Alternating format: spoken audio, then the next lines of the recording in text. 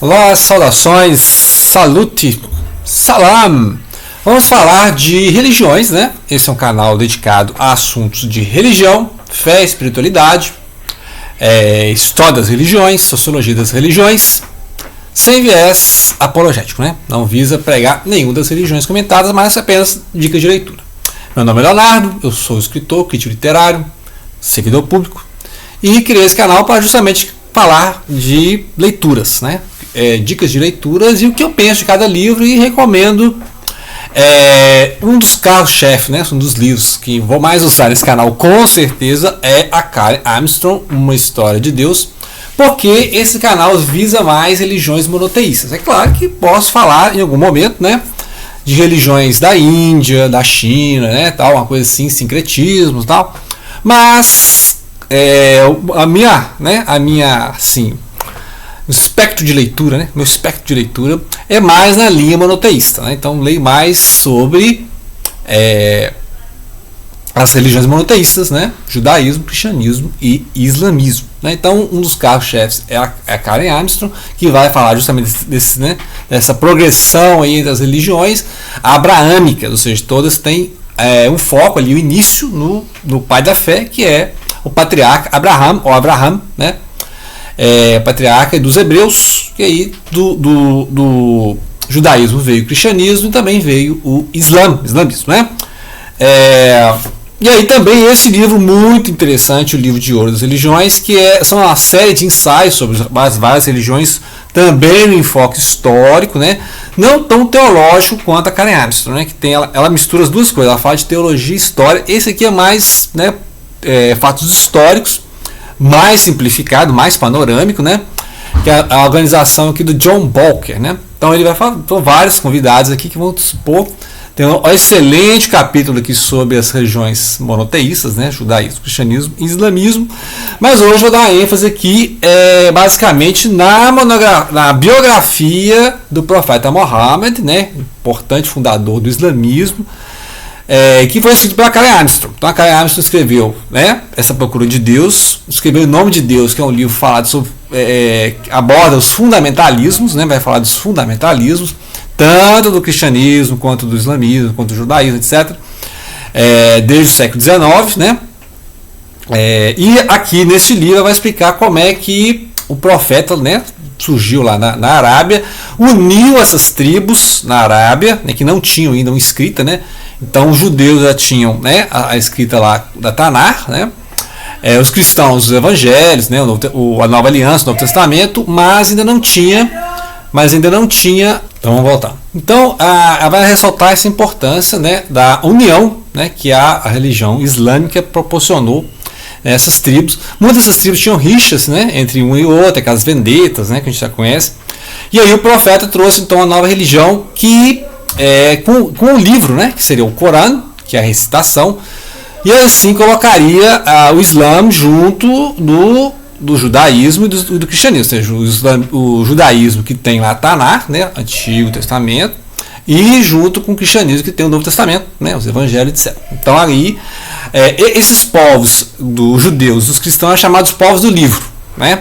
E durante o Islã, né, a civilização islâmica, é chamada os Dhimmi, eles eram protegidos, porque a ideia do profeta Muhammad era ressaltar o patriarca comum, né, Abraão, que é o pai de Isaac e de Ismael, né? Então Ismael, que se originou ali, né, os 12 príncipes da Arábia, né?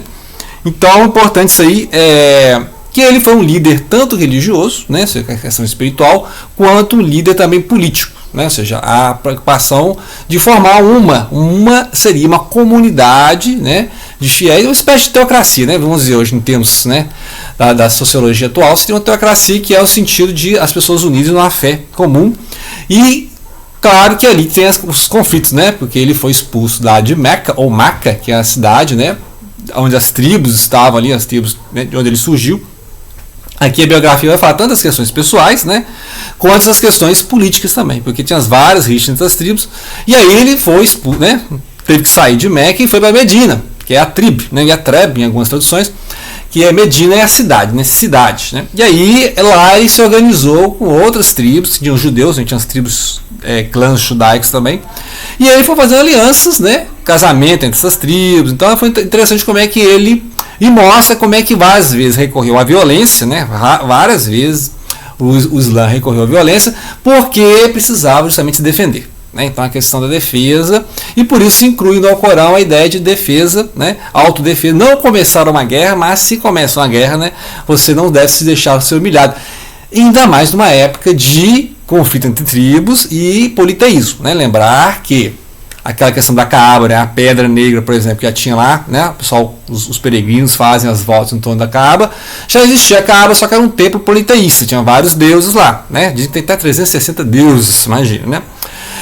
E aí ele limpou aquilo lá, né? Limpou tal, e tinha outros deuses. Diz que tem citações a deusas, né? No Alcorão, mas é porque é o seguinte, na época que o Alcorão, né? Que era recitado o Alcorão, era nesse momento em que tinha, né, fortes tendências à monolatria, ou seja, tinha lá outros deuses, né, que era o politeísmo, mas a ideia era Alá, que é Deus em árabe, né, ser o principal, né, monoteísmo, monolatria. Só que aí a questão foi que ao criar a nova fé, a nova religião, Mohammed, profeta, falou, não, é um Deus único, Deus um e único, né, nem tem três em um, né, é Deus um e único. Né? E é esse livro interessante, que esse livro dos anos 90, né, ela foi escrita naquela época e tinha lá o problema dos Satanic Verses, do Salman Rushdie, que ele recebeu, né, lá uma reprimenda e uma sentença de morte e tal, então, né, deu um problema sério isso aí, porque realmente o Satanic Verses usa alguns trechos do Alcorão que para chocar, né? Realmente causou e conseguiu causar polêmica, né? Vendeu o livro. Não é o melhor livro do Salman Rushdie, poderia falar de outros livros do Salman Rushdie, mas esse Satanic Verses, pelo seu exagero e pelas suas, né, provocações, acabou levando o escritor a essa vida aí de, né, constantes atentados, etc. Muito bem. Aí depois, em 2000, quando ela reeditou o livro, em 2001, tinha acontecido o quê? O atentado contra as torres lá do World Trade Center em New York City, né? Em setembro, 11 de setembro de 2001, se não me engano, né? 11 de setembro de 2001.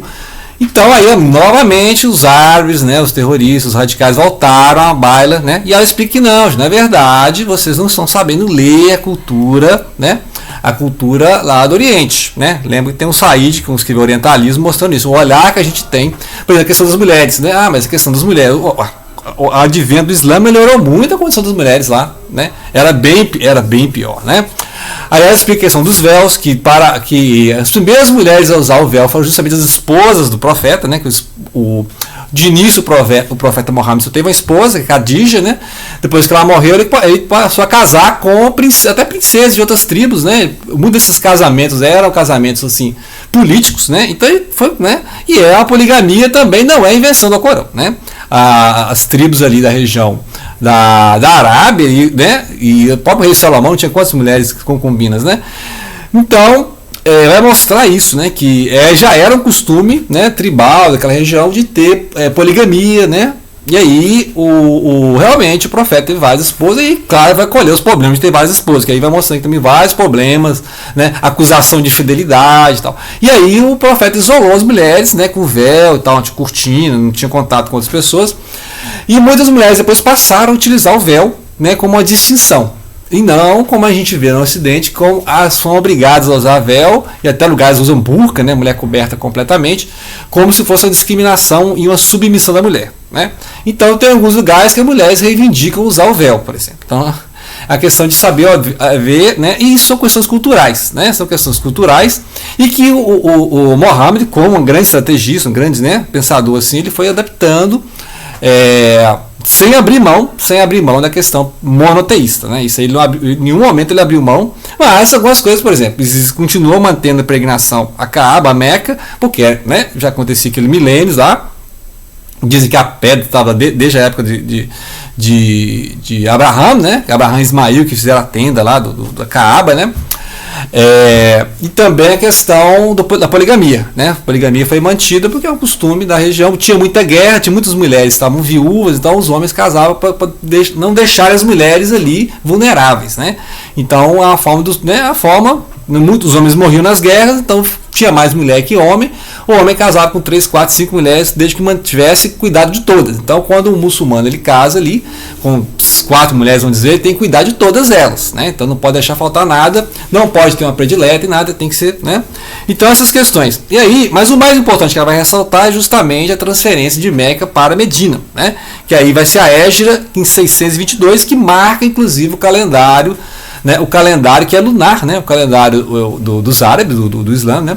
Ela fala muito dos árabes porque de início a religião islâmica seria uma religião dos árabes, assim como o judaísmo, a religião dos judeus, né, seria uma religião étnica, né, seria uma religião voltada para um povo, né, toda uma forma de pensar de um povo. Então isso foi um grande acontecimento ao Corão, que não foi compilado na época do profeta, né, ele recitava os trechos do Alcorão, e aí as pessoas ouviam, decoravam, e posteriormente é que foi anotada e feita a versão que a gente conhece como Alcorão, que os árabes não consideram, por exemplo, que a tradução do Alcorão. Eles falam que existem interpretações, não existe várias interpretações, que a tradução seria impossível porque é uma poesia em árabe, né? E todo mundo que conhece árabe fala que é belíssimo. Você ouvindo em árabe, você percebe a beleza das rimas, da sonoridade, das métricas, né? E ela ressalta, por exemplo, que o profeta ele era praticamente letrado, né, analfabeto, ele entendia, mas ele recebendo a mensagem, ele falava, cantava, né, entoava, e as pessoas ouvindo percebiam a beleza, né. Ou seja, então já é um ato, já é um milagre, né, o Corão, porque ele não era um poeta, podemos dizer assim, não era um poeta. Não era um homem versado, né, assim, em erudição, porque ele era um comerciante, tal, mexia em comércio, caravanas e tal.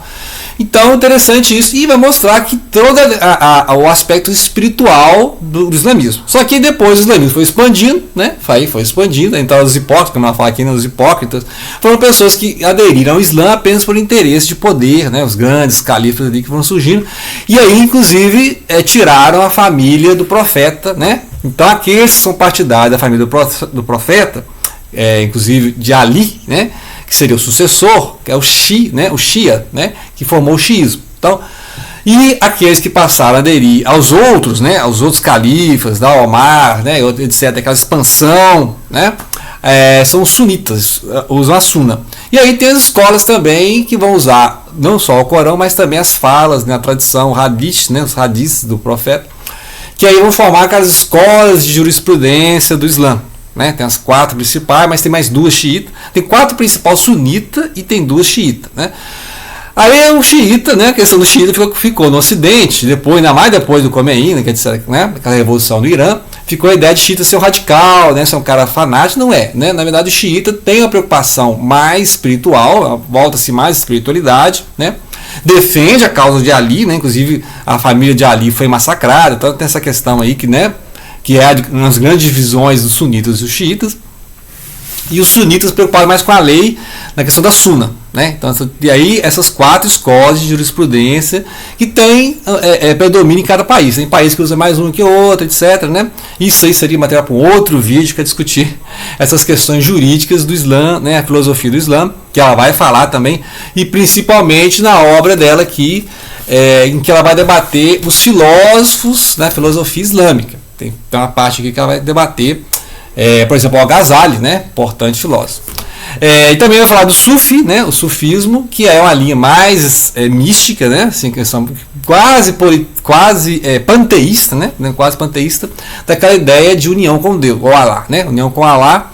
E aí vai ressaltar a importância do Rumi, né? O Rumi, que é um poeta, assim, e que é um dos, né, os grandes divulgadores do Sufi, inclusive daquela vertente dos derviches rodopiantes, né, que é uma meditação em movimento, que eles rodopiam em transe, né, que é uma forma de meditação movendo-se. Então é um livro riquíssimo, porque ela vai falar não só do aspecto, né, da família, como é que eram as tribos, é complicado isso aqui, né, essa questão lá, dos árabes, mas também a questão das políticas, né, e de expansão. E como é que foi a expansão, né? Como é que o Mohammed, através das guerras que eram necessárias como defesa, ele foi ampliando, né? E a partir do momento que ele se tornou um líder, né, religioso e político em Medina, aí sim, né, depois conquistou Meca de novo. Então ele voltou, né, ficou um tempo lá em Medina, voltou para Meca ou Maca, né? E nessas idas e vindas ele foi falando ao Corão. Então tem parte do Corão que é falado em Meca, né, ou Maca, e outra em Atrib ou Medina, né? Então você pode ver que, e a ordem do Alcorão também é variável, porque aquela ordem não é cronológica, né? Geralmente começa com as suras maiores e aí vão para as menores, né? Não é a ordem de quem foi revelado, né, para o profeta. Então, à medida que ele foi, né, sofrendo essas guerras, essas perseguições, ele foi revelando, né? O Alcorão não surgiu pronto, né? Ele foi sendo revelado em momentos de crise, né? Em momentos assim, a famosa viagem noturna que ele fez, né, aos céus, assim, né? Então tem várias partes interessantíssimas que ela mostrando, né? Tem gente que você vê, tem autores duvidando da historicidade de Muhammad, né? Mas tem gente que, né, duvida da historicidade de Shakespeare, né? Shakespeare. E outros, né? Tipo, Jesus, né? Jesus existiu. Quem mais aqui? O Homero, né? O Homero existiu. Então, é impressionante que existe, né? Ela vai explicar, olha, existe coisa que é da tradição, mas não é inegável a historicidade de Muhammad, né? Inegável a historicidade de Muhammad. Agora, com o tempo, as tradições, né, as alegorias vão surgir, nem tudo é histórico, mas falar que o Muhammad não existiu, aí já, né, é igual falar como não foi na Lua, né? Então as coisas assim que eu nem sabia que tinha esses literatos, né? Eu já conhecia pessoal que negava Jesus histórico, né? Então, agora tem pessoal também que nega o Muhammad histórico, né? Ela vai mostrar realmente, ó, isso aqui está na tradição, mas isso aqui é histórico. Então eu acho interessantíssimo, vale a leitura, né? Vale a leitura junto, em complemento para esse livro da história de Deus, né? Acho que o importante, dúvidas tiverem, confere no outro, ok? Então as duas dicas aí, Karen Armstrong, né? E não deixem de compartilhar.